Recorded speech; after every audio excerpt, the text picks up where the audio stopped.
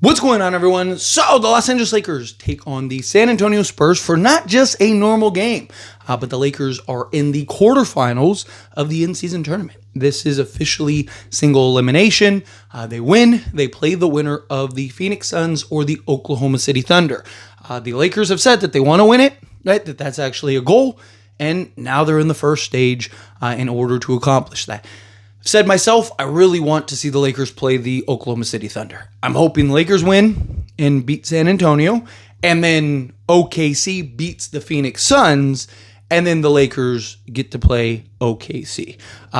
Look, if we play Phoenix, I'm okay with it, right? Phoenix just smacked us not that long ago. It'd be nice to kind of get some revenge on the Phoenix Suns, but I really want OKC. Even if the Lakers get ran through by OKC, like let's say it's another kind of blowout game, I just want the reps against them. I want as many opportunities to get looks at them, gather as much data and information and play style, things like that. Because, again, you're going to end up having to go through them come playoff time. And, this being more than just a regular season game. The whistle's usually more playoff level, right? It's usually reffed more in a playoff style. Both teams kind of take it more serious than just a normal game, all of that. So my hope is that this will be an opportunity, again, get through the San Antonio Spurs and then take on the Oklahoma City Thunder. If you beat OKC, then that's great. One, you get your revenge. Two, you beat them in a playoff level game. Obviously, it's one game. It doesn't tell you everything, but, kind of, again, give you some data, give you some information.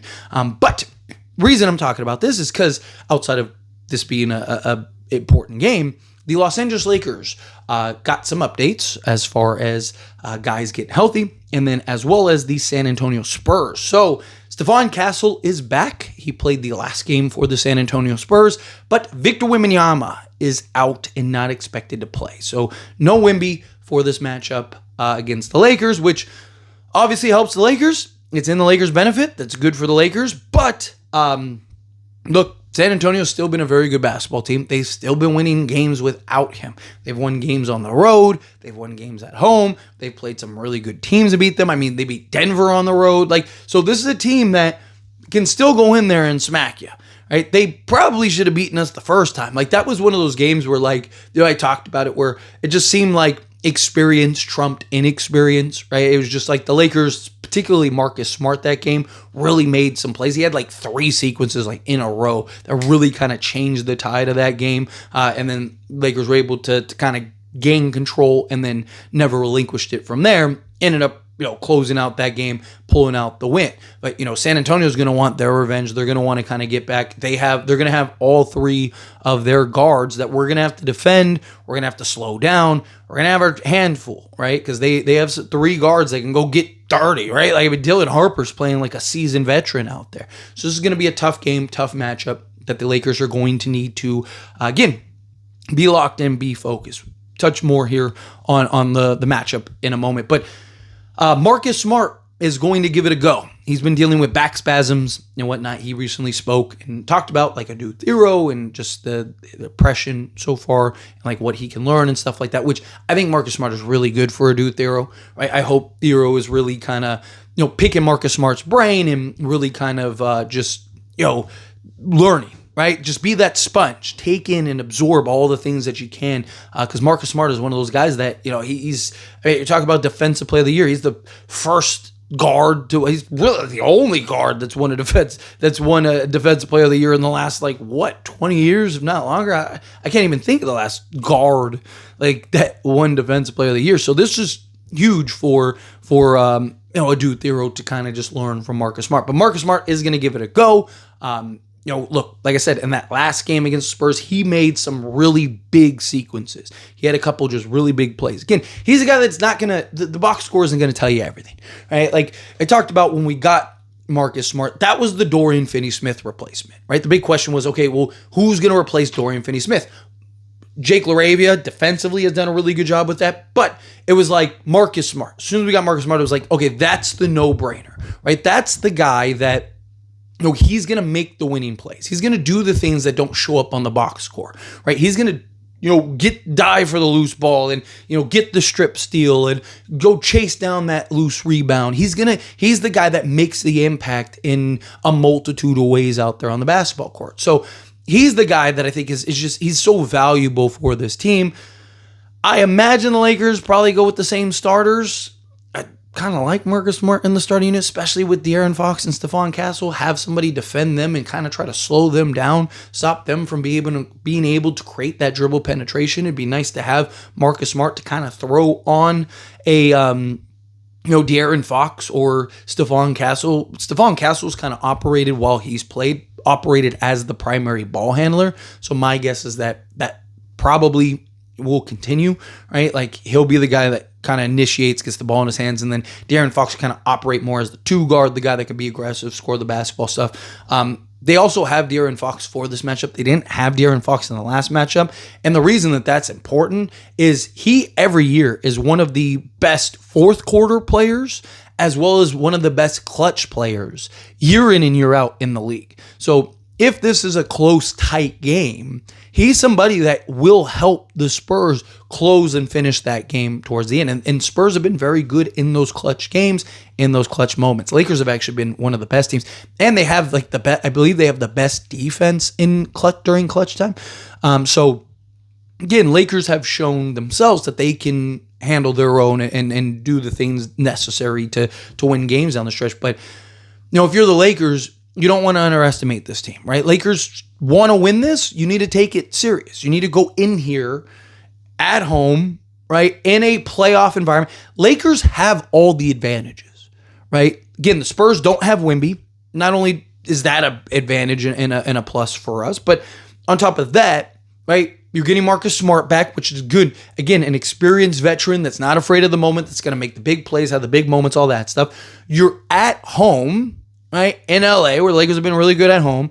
Oh, yeah, and by the way, you're a team that has playoff experience, you have a guy that has more playoff experience than like the entire NBA combined, right? And you got guys that are known, that like Luka has led teams in the NBA Finals, LeBron, all of that, right? This will also be a good opportunity for Austin Reeves, right? And we'll touch on that here in a moment. But, Lakers have... if you were to make a checklist of advantages that the Lakers have, it's like check, check, check, check, check, right? So again, Lakers need to make sure that they're handling business and doing what they're supposed to do. I think this is a good opportunity for Austin Reeves as well, because again, they're going to have Stephon Castle, De'Aaron Fox now, right? Two guys that have the athleticism, that can be physical, especially if they don't have the whistle, and especially if this game is reffed like a playoff game. One of the big questions about Austin Reeves is like, is he going to be able to play to the level that we need him to play come playoff time when the whistle dries up and he's not getting the foul calls and stuff? We'll see, how true the whistle is to the playoffs. If they kind of just let guys play and just like, hey, figure it out type thing, or if they're going to kind of be a little more whistle happy for Luka and Austin Reeves, right? Obviously, those guys are going to get some free throws, but again, like, is Austin Reeves going to be able to create the contact and get to the foul line for 13 free throws, right? Like same thing with Luka Doncic, stuff like that, right? Like if this is a tighter whistle game, then again, Lakers are going to have to play that accordingly, which might be good for Austin Reeves to kind of get some reps, and then they have those guards and stuff that can just be those pests and just get into Austin Reeves' jersey and apply the ball pressure and all that stuff, right? Same thing for Luka and things like that. Obviously, they're not like to the level of OKC's, like just swarm attack and stuff like that, but they're still, they still have athleticism. They still can get after it. I mean, De'Aaron Fox's nickname is Swiper because he's a guy that can get into it, get you 2 steals again. Like he's a guy that can create turnovers, get into your pocket, kind of pickpocket you a little bit if you're not paying attention, doing what you're supposed to do. I believe the Lakers win this game. I'm very confident the Lakers will win this game. Right? I mean, I think that this, again, is a matchup that really favors the Lakers. I think you're at home. You have all that. But, again, San Antonio has been incredibly resilient. San Antonio is a team that has time and time again proven that they can beat pretty much anybody, and they can beat pretty much anybody without Wemby, without De'Aaron Fox, without Stephon Castle and Victor Wembanyama. Now they got Castle back, and Dylan Harper's starting to get comfortable again because he was coming back from injury, and he's hitting game winners and all this stuff, right? Like, again, the other good thing too is, though, that's in the Lakers' favor is San Antonio has a trend recently, like very regular trend, of third quarters in particular, but the second half period, just not doing well, right? Like if games ended at halftime, the Spurs probably would never lose a game. But those second halves have been brutal to Spurs teams. So if you're the Lakers, you should know, like, hey, if we're down or we're up, we're in great shape because San Antonio is going to let us back in the game. Right? Again, they had a 20-point lead against the Pelicans and gave up 45 points in the third quarter to the Pelicans and almost lost that game. It took Dylan Harper hitting a game winner, right? Like, that's one of those games that even if the Lakers are behind, right? Like, let's say Lakers are down 15 or something like that, Lakers can get back into that game, and they can get back into that game and win that game. So, but I'd like them to set the tone early, and then just kind of run away with it from there. But anyway, as always, this is a discussion. I pass a question to you. Let me know your thoughts and opinions down in the comments. What do you think? Mayfield, what are your thoughts? Think the Lakers win this? Think they don't? Love to hear it out of the way. That being said, if you haven't liked this video, hit that like button. Helps me a lot. So we enjoy these types of videos, and I truly appreciate it. Not subscribe channel, hit that subscribe button. Turn on the bell notifications. Appreciate y'all. See you in the next one. Thank you.